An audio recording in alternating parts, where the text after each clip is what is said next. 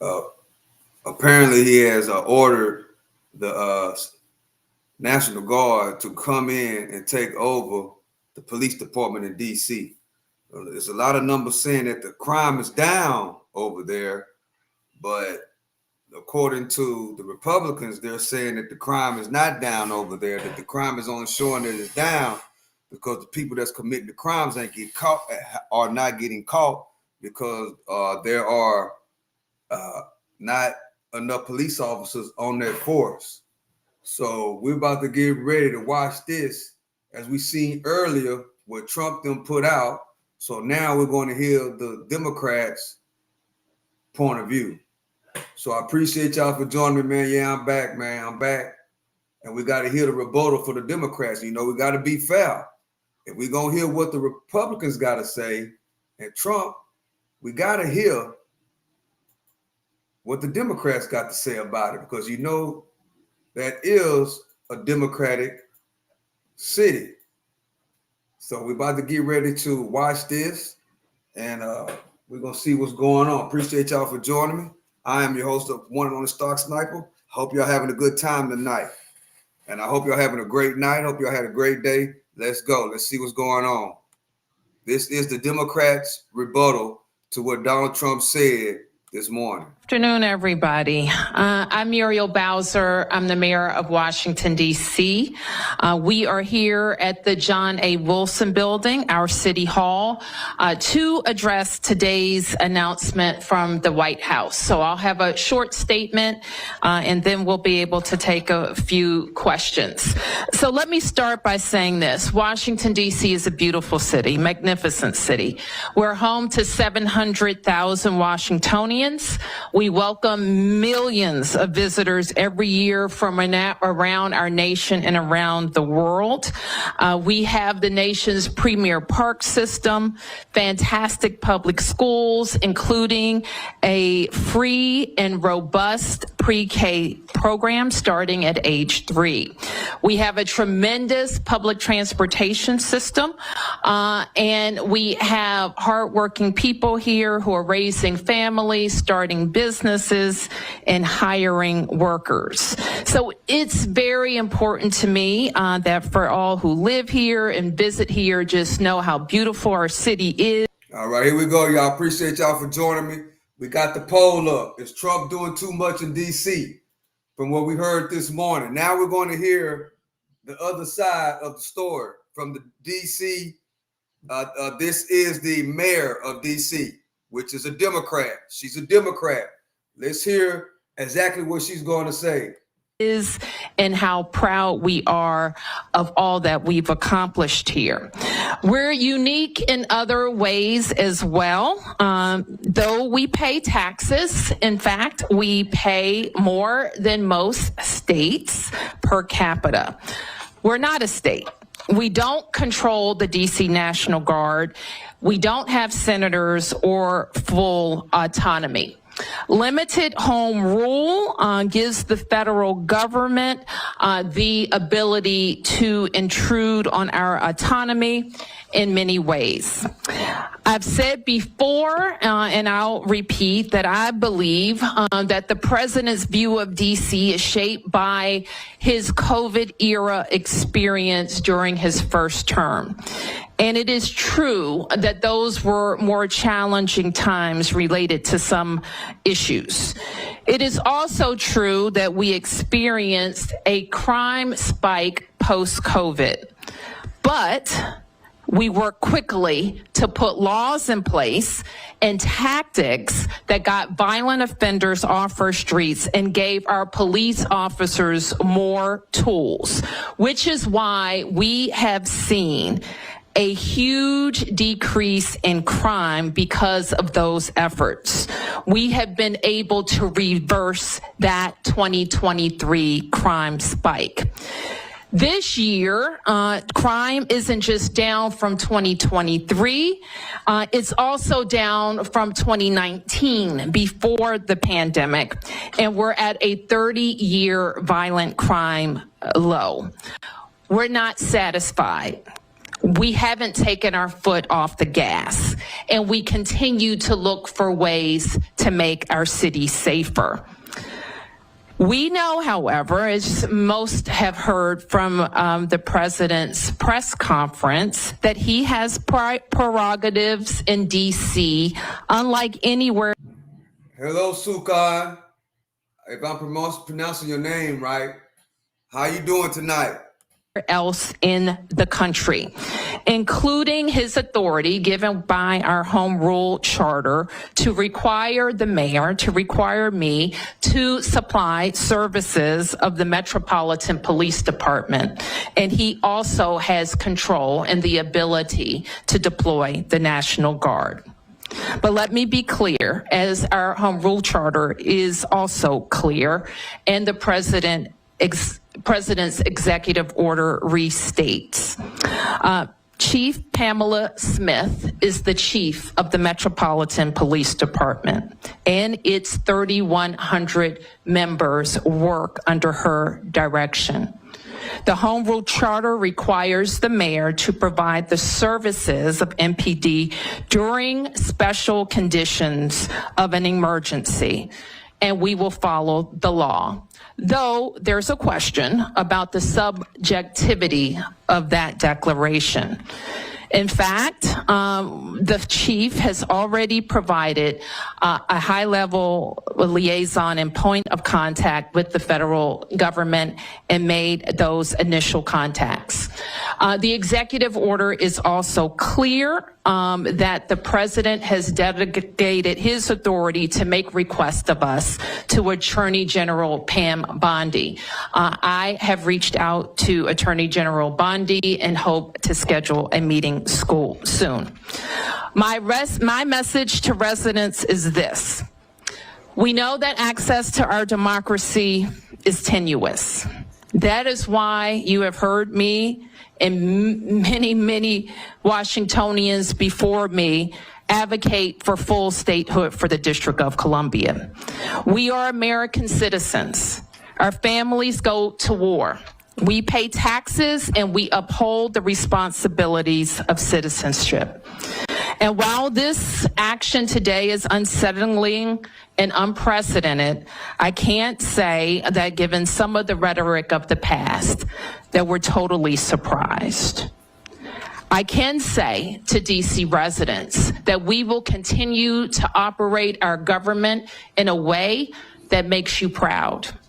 We will balance our budgets. We will deploy our services. Our kids are going to start school on August 25th. And we will work with the federal government to do the things that they should do for our city, including making sure that we have the judges that we need, including making sure that all federal parks are supported, not just with law enforcement, but with other clean and safe activities, and including making sure that our economy is supported by rational. Hello, Eugene. How you doing? Appreciate you for joining me. We got 177 people in the building. Thank y'all for joining me tonight. Hit the like button and subscribe to the channel. Hit the like button for the algorithm. This is the response by the D.C. mayor of the takeover of the D.C. Police Department by Trump and his, people. National federal actions as it relates to the federal workforce, federal workers, and federal property in the District of Columbia. So with that, I want to ask Chief Smith to talk about her interactions with the federal forces, federal police and law enforcement that have been engaged in the district over the last several days, and the strategy that she thinks would be important while we have additional federal police officers. Thank you, Madam Mayor. I'm Pamela Smith, the Chief of Police of the Metropolitan Police Department. And as the Mayor stated, we have a responsibility to support the executive order. And one of the roles that I have is to ensure that we work very collaboratively with our federal partners. I know that most of us know in this room, and those of you that are watching on television, that the efforts of the federal law enforcement officers began in our city on Thursday night. I met with the director director of the U.S. Marshal, who has been at that point overseeing the operational component of how the federal resources will be allocated and deployed around our city. With that conversation, it was very, very important for me to ensure that not only do we work collaboratively with our federal partners, but we offer up areas across our city where we can work with them in areas where we know that we want to reduce crime. And so that was the effort on yesterday. We spent roughly about an hour just kind of planning and talking through what that's going to look like. On the heels of the announcement from the president today regarding the executive order and my directive from the mayor is that we will begin more intense planning efforts after I leave this press conference. I've also met with one of the other liaisons that have been assigned to work with the U.S. Marshal, along with myself, regarding the efforts around the city for how we will allocate resources. What I will say is this: our relationship with our federal partners is not new. We do this on a daily basis. We are very, very, very much in tune to having federal law enforcement officers working with us on our Capital Area Regional Task Force. Our federal partners work with us, especially on some of our warrant executions.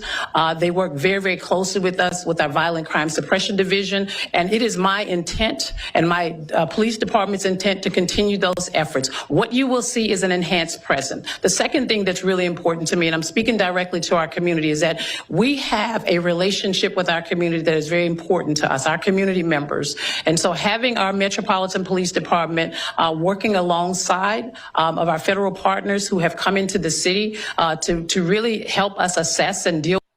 What's up, Joe? How you doing? Appreciate you for joining me. What's up, chat? How everybody doing tonight in the chat? Appreciate y'all for joining me. We got over 200 people in the building. Hit the like button for the algorithm so more people can come in here and kick it with us and see what's really going on in D.C. Anybody from D.C. that's in the chat, let us know what's going on out there.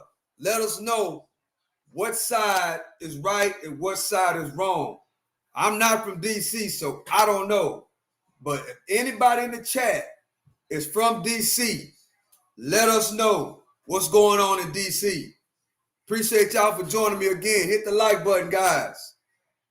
Deal with the crime, that some of the crime spikes that we have, we will work alongside them, but intentionally, we want to make sure that our community understands that we are there. We're going to be boots on the ground.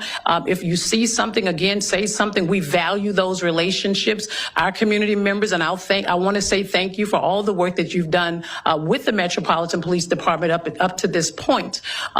Those relationships are very, very important to us, and we want to continue to build upon that and continue to enhance that. I'll turn it back over to Mayor Bowser now. Okay, we'll take a few questions, and I'm joined by members of my public safety team, including Deputy Mayor Appiah and Chief John Donnelly. Yes, please identify yourself. Mayor Bowser, it's Campbell Robertson of the New York Times. Do you think this was inevitable, or do you think there are things that the city could have done with some council to prevent the sake of coming? This is, I don't know. I can't answer that question, and I think that's a question that you're familiar with the rhetoric about the city and how long it goes back. And we also know that we're not experiencing a spike in crime, but a decrease in crime. Yep. Mayor Tom Sherwood, Evans Radio. You and the chief are talking about partnerships to the federal partners who are coming in. The president is talking about a takeover of the city's police department. Where does the chief fit in with Terry Cole, who's the new federal commissioner of the D.C. Police Department? Nothing about our organizational chart has changed, and nothing in the executive order would indicate otherwise. So the chief of police reports through the deputy mayor to the mayor of the District of Columbia, and the two people I think that were identified in the presser report to Attorney General Bondi. The executive order makes clear that all requests for MPD services, the president delegates to Attorney General Bondi. So Terry Cole. Hello, Lucy. How you doing? Hope you're having a great night. Appreciate you for joining the show. I don't recall the names. Yes. The Metropolitan Police Department. Where does he fit in that? That's a question for the Attorney General, I think. Yep.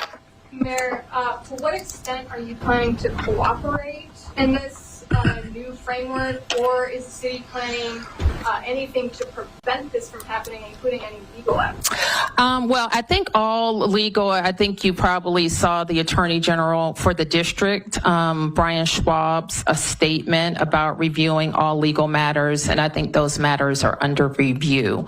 The plain language, however, of the Home Rule Charter indicates that there is a declared emergency. It allows the president, it authorizes the president to make those requests. And it says the mayor shall comply with those requests. So, yeah. Marielle with DC News Now. Are there any concerns that, What up, Michael V? Well, Michael W, they both the same. What up, both Michaels? How y'all doing? Hope you're having a great night. with this rhetoric that we have MPD, the National Guard, possible other law enforcement agencies on the ground, that there will be confusion about who's in charge, who these officers answer to, and how people should respond if approached by any of these officers? Well, we should note, and we have been advised, and we will continue to make this clear that this is needed in our city, that all law enforcement be identifiable by a uniform, a badge, a jacket, so that. Hey, Theresa, how you doing? Hope you're having a great night. Eric, what's up, Eric? What's going on? People know that they are law enforcement.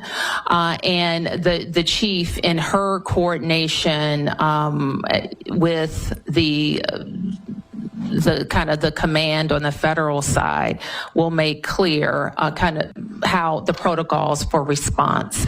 And if there's any additional information we need to get out to the public, we will. But the main point is this: everybody should follow the law, the police and the community. And that's the case now. It was the case last week, and it was the case the week before that. So nothing has changed about that. Yeah. Lionel Donovan, WUSA 9. Would you be able to respond to the statement that came out from DC Police Union? They've come out saying that they stand with the president and that they have also said that crime is spiraling out of control. They're also calling for the president to go even further and repeal some of the legislation that DC Council passed. I'm afraid I haven't seen that statement yet, so I don't want to comment on it. We have, worked very closely with the DC Police Union. Some issues they've advanced, I've totally agreed with. Others I haven't. One thing that we are squarely supportive of is making sure that our department can recruit more officers and get to a number that I think we need. We've worked cooperatively with them on recruitment and retention activities, on some other changes to the law that were very objectionable to the union and our members, and we will continue to do that. Yeah. Peace and blessings, man. So, in what way, if any, does this change your strategy in terms of your relationship with the president? You've been pretty cooperative, pretty diplomatic, but he's saying one thing about crime, you're stating facts, and he's still infringing on your role as mayor. So, as far as your relationship and your strategy, are you what do you intend to do as far as, engaging with them? Well, we engage with all officials that impact the district. That includes the president. So I don't expect that would change from our part. But as far as, and if I may follow up. Sure. Are you going to go what some might consider a bit harder in pushing back against what he's trying to do? Will your tenor change or intensify? My tenor will be appropriate for what I think is important for the district. And what's important for the district is that we can take care of our citizens. And if people are concerned about a president's ability to have the MPD police department be responsive to the Department of Justice, the time to address that is when we're talking about statehood for DC. If people are concerned about the president being able to move the National Guard into our city, the time to do that would have been when the Congress had a bill that it could have given control of the DC National Guard to DC. So there are things that when a city is not a state and not fully autonomous and doesn't have senators, that the federal government can do. Yeah. Jim Kuzendera from the Boston Globe. Yeah. Just to follow on his question, you at times in President Trump's first term were more confrontational with him, especially in 2020. You've tried to be more cooperative. What up, Robert? How you doing? Thank you for joining me. This time, any second thoughts about that approach? And are you planning any sort of defiance, symbolic or whatever, in light of this? Well, I would refer you to the law. Home Rule Charter, he referred to it. I would refer you to the executive order. And so everything that we have said maintains my authority given by the Home Rule Charter. Yep. Josh Chapin, Channel 7. I just want to be clear also that this ramp up, this emergency we're talking about is a brief period. It's like a 30-day period, am I right? The charter gives him the ability to do it for 30 days, yes. So that means... Robert, LC, Pamela, appreciate y'all for joining the stream. Hope y'all having a great night. Cooperating with the, whatever he wants to do. Well, it means that we follow the law, that the MPD follows the law as well as all of the federal officials who are here. It's also important and we will do this in our communications with them, understand what they're looking to see. So the fact that we have more law enforcement and presence in neighborhoods, that could not, that may be positive if people are, if it's a positive action. So that's what the executive order says. Yeah, Mark. A couple of quick questions. One, do you know, will the National Guard be armed? I don't know. And then, what if the Attorney General directs the Chief of Police to redirect sources to do something that you and the Chief disagreed with? For instance, redirect resources from east of the river to the federal enclave or something like that. Will you comply with, you say you're going to follow the law, you say you want to be cooperative. What if you get a directive from the White House with the Attorney General that you just steadfastly don't agree with and think it's the wrong move and would jeopardize public safety in other neighborhoods? Will you comply? I don't have any reason to think that at this point, Mark, so I don't want to speculate about that. The executive order, as is the Home Rule Charter, is pretty clear that the directives the requests have to be related to federal purposes. And then can I ask, the president threatened to use not just the National Guard, but the military to bring the United States military, federal troops into the District of Columbia if needed. Can you respond to that threat? I mean, we're in uncharted waters already.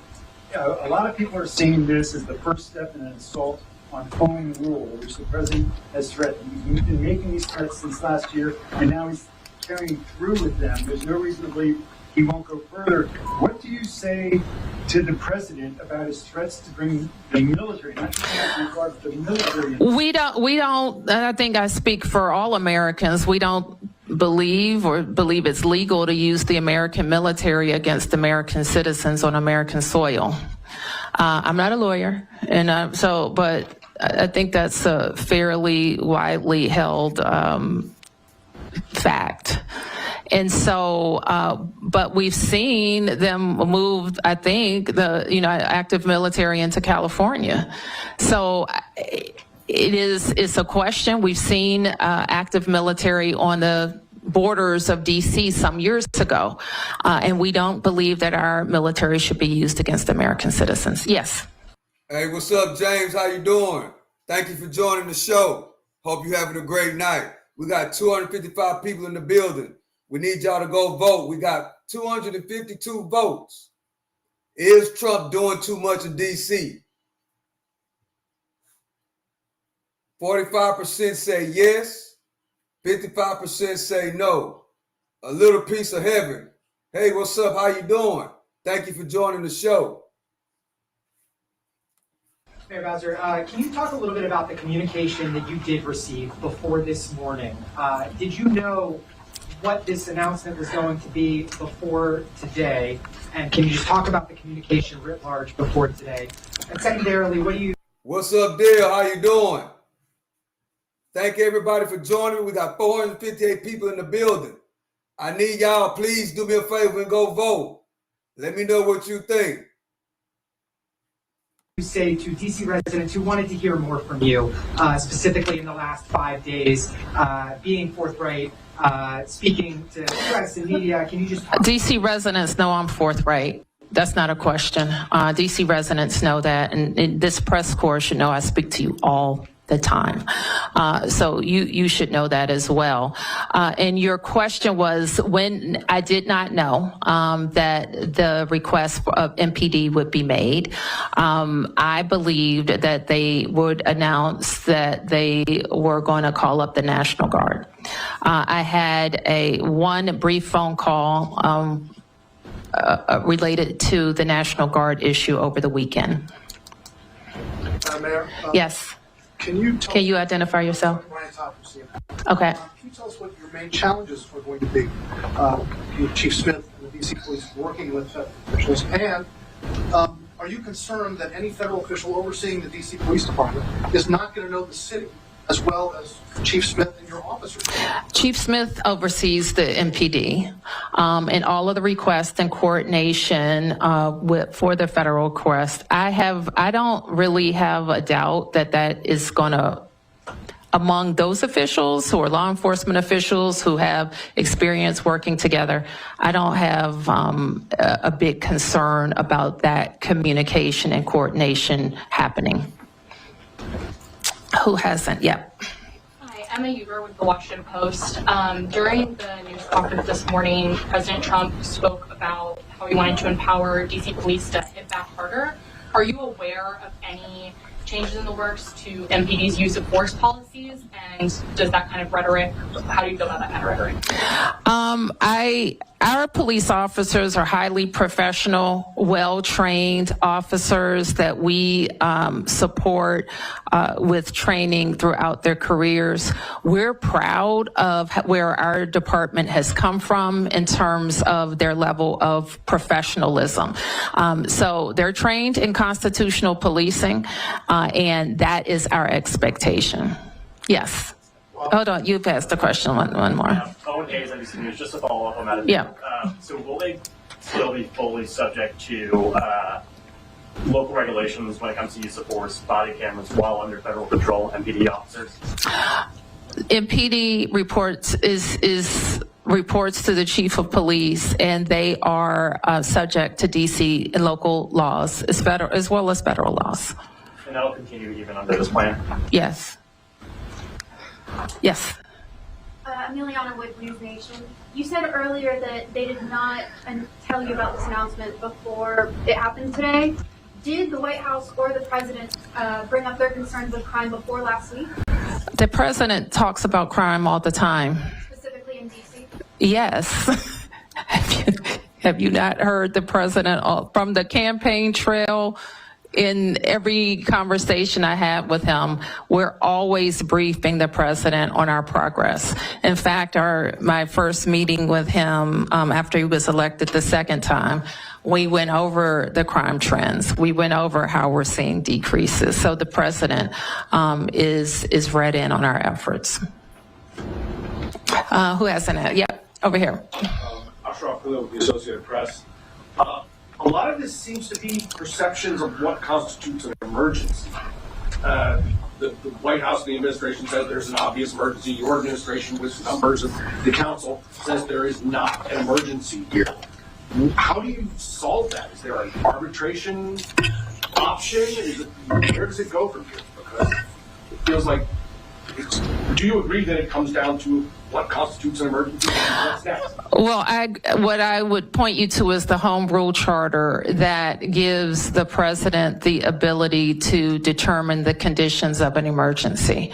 Now, we could contest that, but the authority is pretty broad. And so, like, if you wanted to say the most outrageous thing, one might say, well, I won't say that. It could be something very small. Like, I'm not saying that that's what he's doing, but it could be. And if he deems it and he puts the meat around it and the argument around what he thinks is an emergency. When we think of emergencies, it usually involves surges in crime. Or crime that's not being responsive, or tools that we have that we can't use in the normal course. That's what, when we use an emergency, that's what it's for. Yep. Over 9, ABC News National. Wanted to see if you could respond directly to some of what the president said this morning. Do you agree or have any thoughts on the picture he's painting? He said that there are, quote, bloodthirsty criminals, end quote, or roving mobs of wild youth.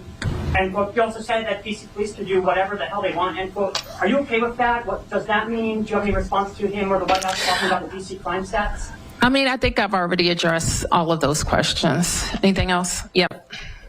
Scott Gellman with WTOP. You described, this morning was described as a federal takeover of MPD. It sounds like you're describing this as Chief Smith is still in charge and everything will run through the department.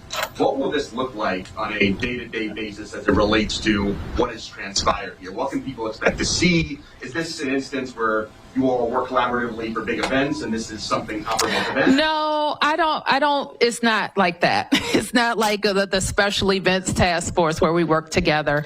And I think I don't want to minimize what was said. And I don't want to minimize the intrusion on our autonomy because it is very different than working a special event. So that is not what we're trying to do. But I think the chief, and I'll turn to her in a second to talk to you about what she thinks is going to be most helpful to MPD. I want to believe I answered the question a little bit earlier, but I think what's helpful to us is that we come together and we look at data, we look at intelligence when it comes to crime across our city, violent crimes as well as property crimes. And so there are other things that the federal government is also very useful for, useful in supporting us, and that is in the city is warrants, right? The execution of warrants, the U.S. Marshals holds those. This will be an opportunity for us to come together and collaborate on being able to go out and execute warrants. As we think about over the past, came in 2 years ago, 5 years prior, we looked at some of our data where we saw an increase in violent crime in certain areas across our city. We designated those areas as a homicide reduction partnership plan with some of our federal officers. What we'll do in that space is we'll enhance that presence. The other thing is that most of you know we have a nightlife task force. U Street, we have a lot of tourists, residents, individuals who come into our city on a Thursday night, Friday night, or Saturday night and enjoy the nightlife culture. We will also be able to utilize that enhanced presence in and around that area and any other crime trends that we might see that will go forth. We have our drug-free zones where we also align our federal partners in those spaces as well as our juvenile curfew zones. May I just follow up quickly, Chief? So again, this morning it's being described as a federal takeover. You all are describing it as an opportunity to enhance the crime prevention strategies you have in place. What to the community who's confused about the discrepancies, where does it fall? Well, I just articulated to you where it falls. And what I mean by that is that with respect to the two federal partners who will be working alongside me, the operations and the administrative liaison, we have a meeting scheduled for today right after this meeting, and we will be able to create an operational plan for our city that will continue to keep our city safe. Chief Smith, I just have one question. You just broke the rule. Maybe somebody else haven't asked the question already. Okay, is that it? Okay, all right. I just have one question. Yes, sir. data a lot. We've talked about the data has come from MPD saying that crime has been going down. However, this morning, Trump did cite a report where a sergeant was accused of messing with the crime numbers. So would you be able to respond to some of what Trump said directly this morning? Well, I cannot respond to any internal investigations, and I think, as you know, we do not talk about personnel actions with regards to our personnel. Sam. No problem. A two-part question. For me? Yes. Okay. And this is in regards to the youth. What is your professional assessment of how MPD has handled the so-called youth takeovers? And I guess the second part of my question might be more appropriate for the mayor, but. Well, can I ask the first question, then you can ask the mayor the second question. I think when it comes to the juveniles, and I've said this, you know, I'm very passionate about young people who are going to do great things in our city, and we have a lot of young people who are moving in that trajectory and in that space. The problem is we have a small subset of young people who do not. And I've said to parents, you need to know where your children are.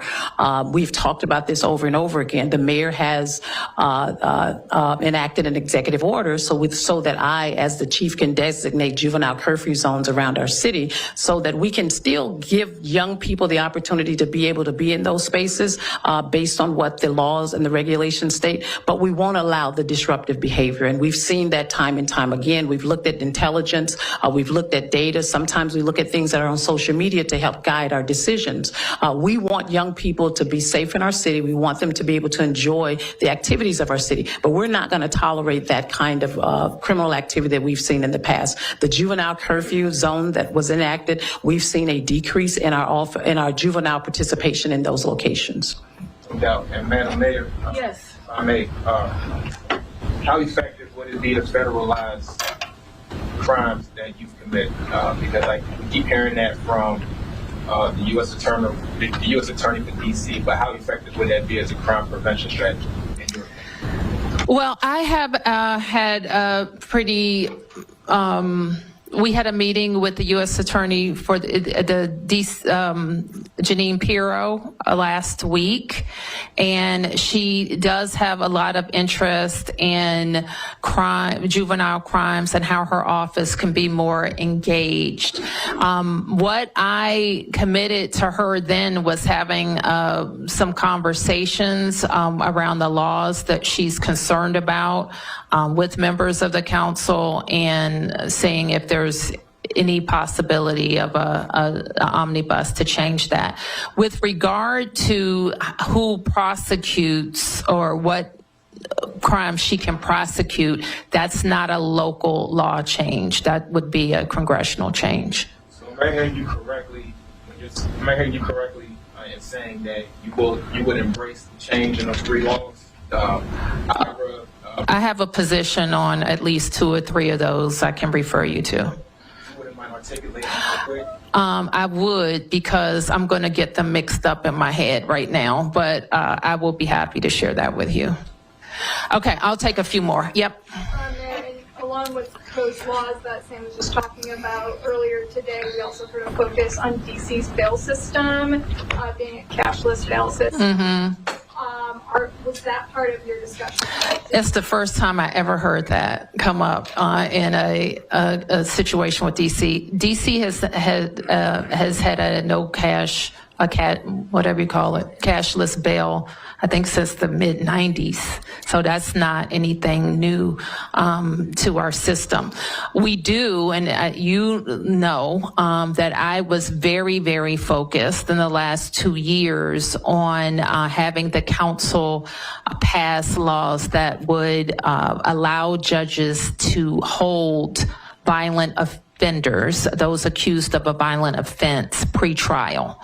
And I believe that provision has led to our very substantial decrease in shootings and homicides. Yep. I wonder if you could specifically speak to some of the concerns that U.S. Attorney Pirro has raised about her perception of lenient sentencing for youth charged with violent crimes. Do you think that's an issue? And as she suggested, potentially charging in some instances prosecuting youth as adults. Is that a potential solution, or do you agree with that? Well, the U.S. Attorney has the ability to prosecute youth for some crimes as adults. And I think she's interested in expanding that and possibly lowering the age. What I committed to her to do is look at all of the what's allowable in the law now, the types of crimes, working with the council, and working on some changes. So do you agree with her, though, that has to be expanded, or do you think that is an unhelpful solution? I don't want to say right now, because that could mean a lot of things. We want to really analyze what we think would keep us safer, what the link to crime. I will say this, and this is, some of you are new to covering us and covering these issues, but I have been in my tenure of service very pro accountability. Okay, I am an accountability mayor. If you commit a crime in the district with a gun, there has to be accountability, and that's if you are an adult or if you are a juvenile. I don't think we always have that accountability. I think what was missing from the press conference a little bit earlier, however, is what people also don't know about the district. Our prosecutors are not local. Hello, Gary. How you doing? Thank you for joining me. Hope you're having a great night. Okay, they don't get elected by anybody here. They don't report to any of us. They are appointed by the president. We've also had a period of time where some of the very good police arrests that have been made were not prosecuted by the U.S. Attorney's Office. So the prosecution is a federal element. Judges are appointed by the President of the United States as well. And so those are not local judges. They don't report to any of us. So that is a part of the federal system. So anytime we talk about crime in the district, it is part local and part federal that can make changes. All right, I'll take just a few more. Mark. The president made numerous threats about removing homeless encampments and dealing with people in the district who are experiencing homelessness. Can you talk about what preparations that you're making, your administration is making to facilitate this, and what this, have you had any of those conversations with the White House, what that's going to look like, and where these people would go if they would be FD12? We really haven't gotten any more detail about the plans, about the words that he said. It wasn't referenced in the executive order that came down, so we're going to work. And I believe he had a previous executive order that also identified Attorney General Bondi as a point of contact as it relates to homelessness and such. So we'll follow up with her. Okay, last two questions. Yes. I want to go back again to the Federal Commissioner of the Metropolitan Police Department. It sounds like the chief has described this person, Terry Cole, as an advisor, as a liaison, as something. The president, people were saying that person, this Terry Cole, is going to be in charge of the police department. I can't really comment on that, Tom. I can only tell you what's in the executive order, and that's what controls. Yep. Will DMHS be coordinated with law enforcement? Can you identify yourself? Hi, I'm with Street Sense Media. Okay. What's your name? Maddie Kessler. Okay. Thanks, Maddie. Will DMHS be coordinating with law enforcement when it comes to increased employment clearance for disaster support? And then if AG Bondi directs local law enforcement to arrest and move people experiencing homelessness out of DC, will Chief Smith comply? Well, let me just say what MPD needs to be focused on, and it's violent crime. We simply, like our force, when the chief deploys every day and every night, is focused on people who are committing crimes in the district. So I'll leave it at that.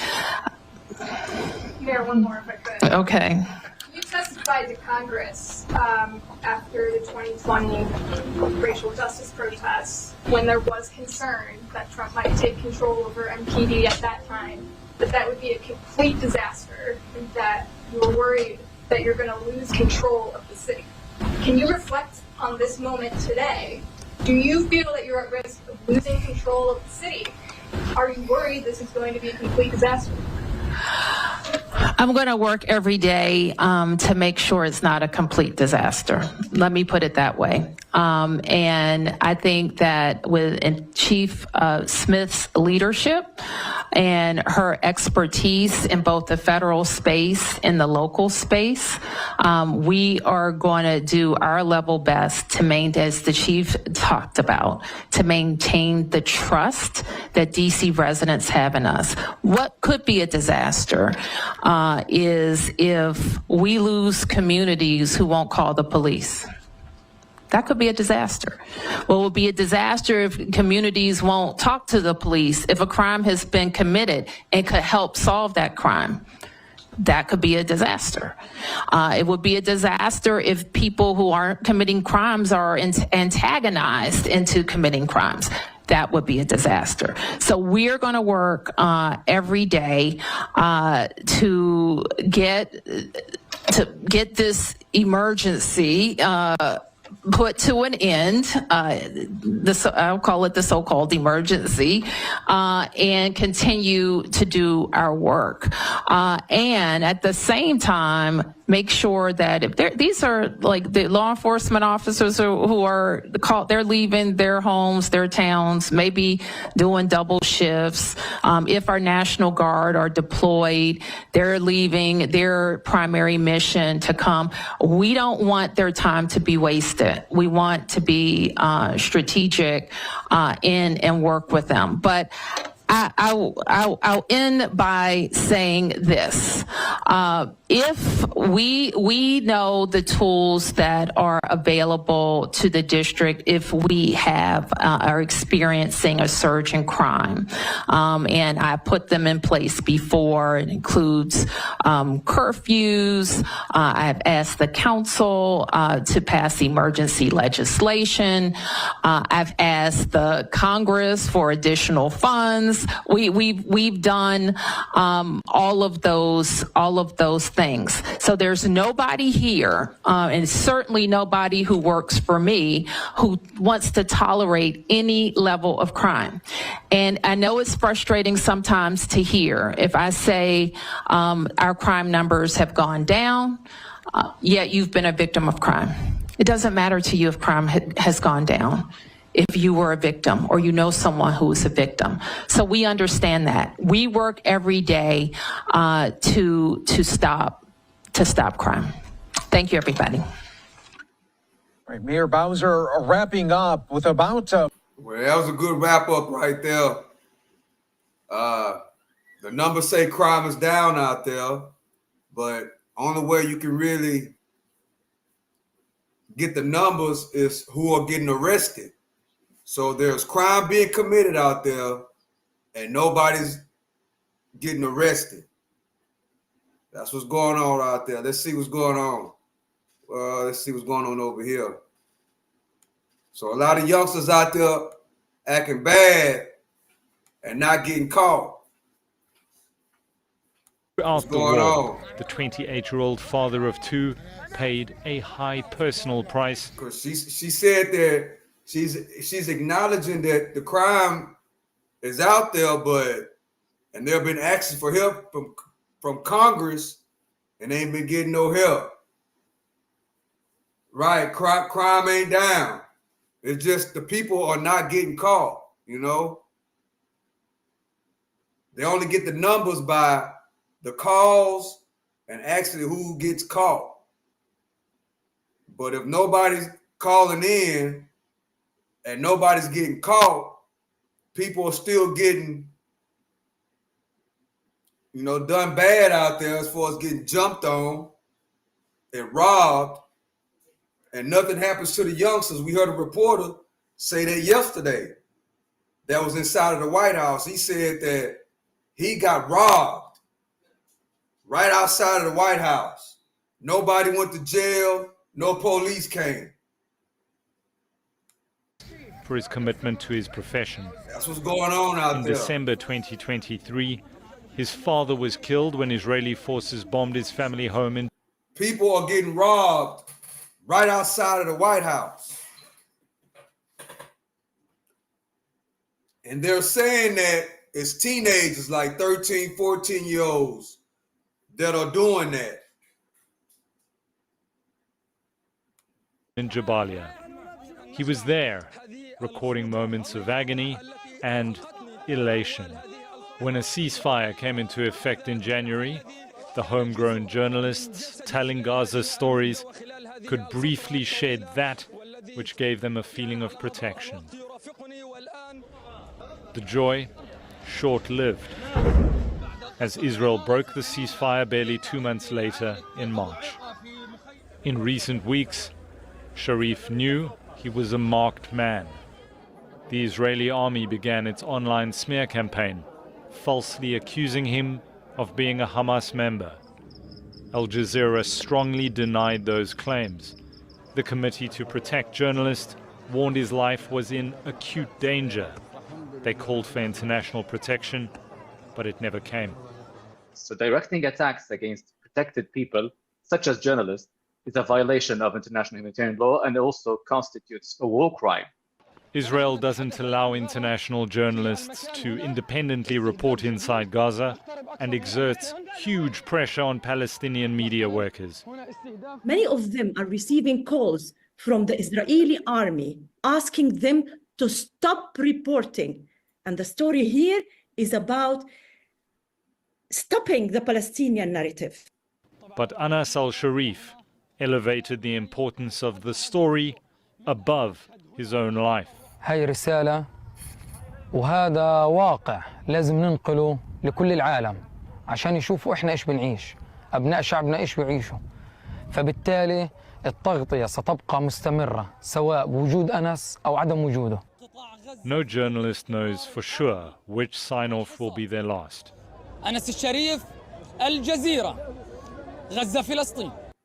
But in the silence, they are remembered. Well, Mohammed Douar is Amnesty International Australia's. Okay, we got 513 votes. I appreciate everybody who voted. And the numbers say, the question is Trump doing too much in D.C.? 53% of the people said no. 47% of the people said yes. Really, really, really close vote. So I think I'm going to end it right there, guys. I appreciate y'all for joining me. Appreciate y'all for rocking with me, coming in and, participating in the chat. We still got 147 people in the building, but I got some things I got to do. Also, I got to cut out early tonight. So I need y'all to do me a favor. Subscribe to the channel because I do this just about every single day. Subscribe to the channel, hit the like button, and still go vote. I'm going to give it a few more minutes before I close out the vote, and I'm going to go and end it for tonight. Thank y'all for joining me. Thank y'all for joining me.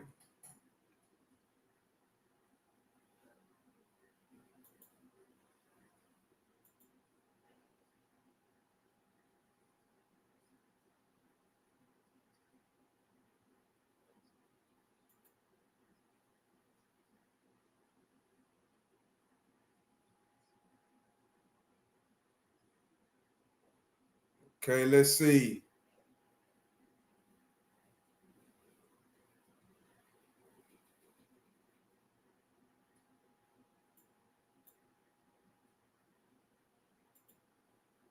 $520 on the votes. Is Trump doing too much in D.C.? 47% says yes. 53% says no. So I'm going to go on and end the poll. I appreciate y'all for voting. Yeah, that's it right there.